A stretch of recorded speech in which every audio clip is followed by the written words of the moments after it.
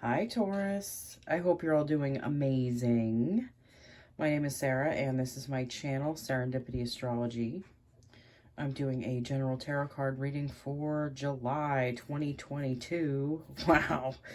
Yep, we are moving into July pretty soon, and we've made it over the hump of the year. So congratulate yourselves because you made it through more than halfway through a very tough year, especially for Taurus. Taurus and Scorpio, you guys are getting it this year. I feel like a lot of good things are happening for you guys, though. So, you know, there's a little bit of growing pains with, you know, things moving from a place where, you know, the structures of your life weren't as stable as you thought they were to somewhere better. You know, North Node and the South Node shake things up for you for a couple of years, and they make you reevaluate who you are and the relationships that you have in your life. You guys have Uranus in your sign too, so that's an unstable energy, but it also brings, like, you know, dynamicism, you know, and it brings you to a new place in life. You have Mercury moving back into Gemini this month. You have Cancer, Venus moving into Cancer, I believe, like halfway through this month. So, well, that's your second, your third house.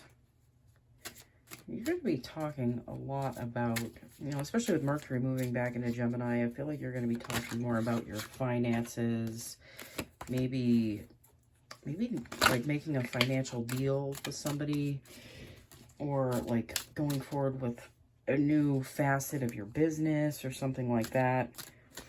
All right, so anyone who's new to my channel, I do 3 rows, past, present, future. I pull 2 from the Rider-Waite to begin.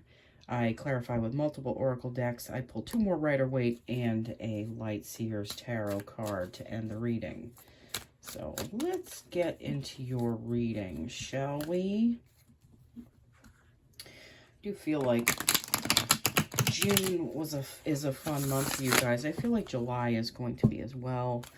And we still have Jupiter in Aries. That is your 12th house, but that's expanding, you know, I feel like that's expanding, like what's not seen, so that it can be brought to the light for you guys. Ooh, the 2 of Swords that just popped out at the shuffle. All right, so the World. I feel like this, you've had a lot of karma. You have the Wheel of Fortune, 6 of Cups, the 8 of Swords, and the 6 of Swords. All right, so this first row, which represents the past, we have the 2 of Swords followed by the World. I feel like a lot of stuff blindsided you all over the last, like, you know, 12 months. I feel like something major happened for you guys, and, you know, it threw you down a path where you really couldn't see where things were heading. Like, I feel like there was some anxiety there, and maybe a little bit of defensiveness, but that's to be understood when, like, you're a fixed sign. You don't like, I mean, change is inevitable, okay? But, you know, there's some growing pains there for you guys when you are forced into, like, a new way of life. You also have the World here, so there's like a karmic ending. I feel like it's a karmic ending to you, like superficiality, you know, like you not being allowed to go for anything that isn't something of substance. Like there's just a more depth that's coming into your life. I'm gonna pull a Spirit Animal Oracle card. Let the Sandpiper Spirit be playful. Like I said a few months ago, like, you're going to be coming into a time where, you know, you're going to be having more fun. But it's because you've had to just kind of live with whatever just showed up in your life. And the set of circumstances that just didn't seem to be going in your favor. You had to reevaluate the types of relationships that you keep in your life. I feel like a lot of this had to do with relationships. It could be romantic, could be business for some of you. I feel like it's more on the romantic side, especially since the South Node is in your 7th house of Scorpio. The Gaia Gateway Activation, Learning Experience, Wisdom Transmission, Earth Intelligence. This is a learning experience for you guys. Oh, you know, I'm not saying it was a fun one, but you guys had to learn something. You know, like every 10 years we get our like nodal flip. You know, and I feel like you guys you're really going through a transformation of self. You know, and there's a certain level of wisdom that comes through when you're forced out of your comfort zone. Yeah, I feel like a lot of you guys are going to be seeing, you know, the value of this maybe at a later time, but it is something that's important that you learn. I just had the Ace of Wands fly out. Yeah. I feel like a lot of this is you all, like the King of Wands came out too. I feel like this has to do with you all reconnecting with your fire. You know, reconnecting with, you know, the part of you that wants to explore new things, do new things. Maybe you were in a place of complacency, you know, you were going with the flow with everything, but it just wasn't flowing in the direction that the universe wanted you to go in. The Hierophant. This is a card of Taurus too. Now, this is walking a certain path to get to a place of enlightenment that you need to get to. This is you standing in a place of more power in your life and, you know, figuring out what you really want. This middle row, which represents the present, we have the Wheel of Fortune followed by the 6 of Cups. The Wheel of Fortune has started to turn in your favor.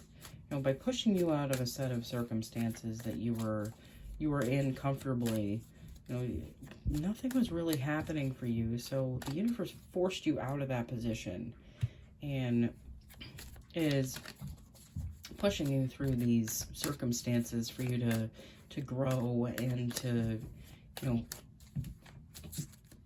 go through new things, find new opportunities. You also have the 6 of Cups here. So I do feel like a lot of you are spending time like looking back and seeing where like maybe you could have done things differently. But I mean, everything is in divine order. Everything happens the way it happens for a reason. So I feel like you're not gonna, unless you're looking to reframe like what you're looking back on and make it into something that you're learning from and growing from, I feel like looking back really isn't the best idea. You know, maybe not putting a rosy,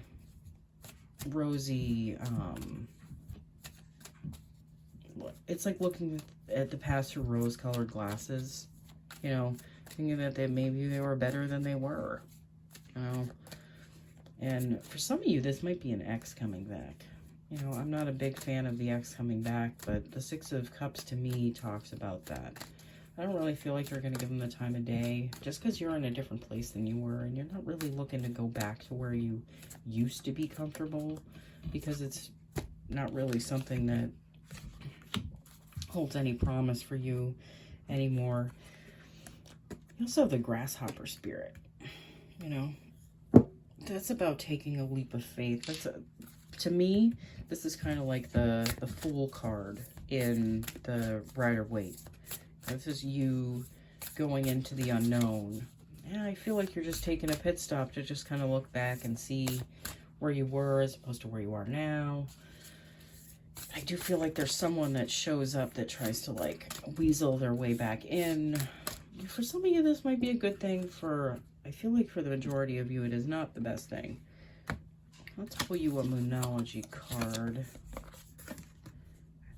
New moon eclipse. Expect powerful change. You know, the eclipses are in your sign and your opposite sign for the next, you know, God, what is it, like 12 months?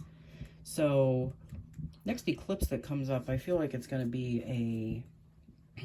be something powerful for you guys, and it's going to bring in more change. You might be seeing the ending of something that's been troubling you for a while. Might be getting eclipsed out of your life. You got two cards that popped out. We have the Hermit and we have the Queen of Swords. I feel like you're just going to have to go within, you know, and look for that clarity, because you're not finding it on the outside, in the outside world. It's something that has to come from within. That's like nurturing your thoughts, like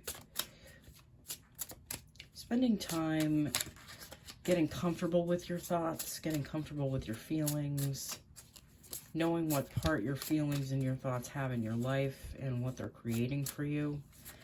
I feel like you're getting a certain amount of like wisdom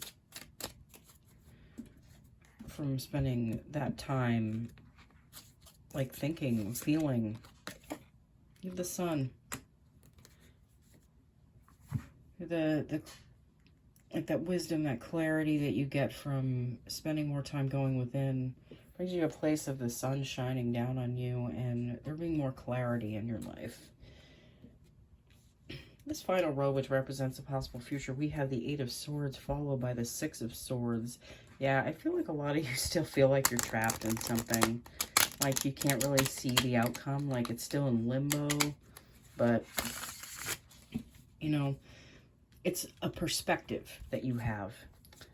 And this Six of Swords is telling you that, you know, you can still have stuff that you don't know how to resolve yet, but you can still find your way to a calmer shore and move away from this energy. But I feel like a lot of you having to be in this Eight of Swords energy is important for you guys. Like that's just something that's really important for you. Like you kind of have to. Like it's being kind of forced upon you, but you know, a lot of you are going to see the amount of growth that you had within that 18-month period that kind of just pushed you through something, pushed you out of like a rut that you felt like you'd been in forever. Beaver Spirit, laying a solid foundation. Yeah, the foundation that you're laying now is one that's coming from within. You know, it's not something that you're creating on the outside of you. It's something that's being created from the inside. You know, that foundation is more solid because it's something that, you know, that you're creating from feelings and thoughts instead of just like strategically placing items or like things in your life that, or people that, you know, that they're just there, that they don't really, they're not really your future. I feel like you're getting to a place where you understand what that future can look like. The Emerald Tablet activation, cosmic ordering, divine alchemy, and conscious manifestation. Consciously manifesting from a place where you're more emotionally secure. And you're getting great clarity on like the contrast in your life, what you don't want. So by knowing what you don't want, you figure out what you do. And by the end of this nodal transit, I feel like a lot of you are going to feel like a completely different person. Let's pull two more Rider-Waite. And Five of Wands. Internal conflict and rebirth. You know, there's a lot of wonderful things coming through for you guys. They just might not seem like it at this time. You know, so the more things that fall away from your life and get purified into something new, there's going to be some internal struggles. There's going to, like, for some of you, I feel like this is just you learning how to fight for yourself. You know, maybe you've never had to stand up for yourself like this before. And it's a new thing for you, but this energy changes as it goes, which is what the fives do. The fives change as they move along. Like that energy transmutes and it doesn't stay the way it is. Six of Wands. Yeah, you move into a place of celebration and harmony and just overall good feeling and like being like celebrating the way your life is now. But you had to go through all that in order to really appreciate it for what it is. Okay. All right, Taurus, thank you so much for watching.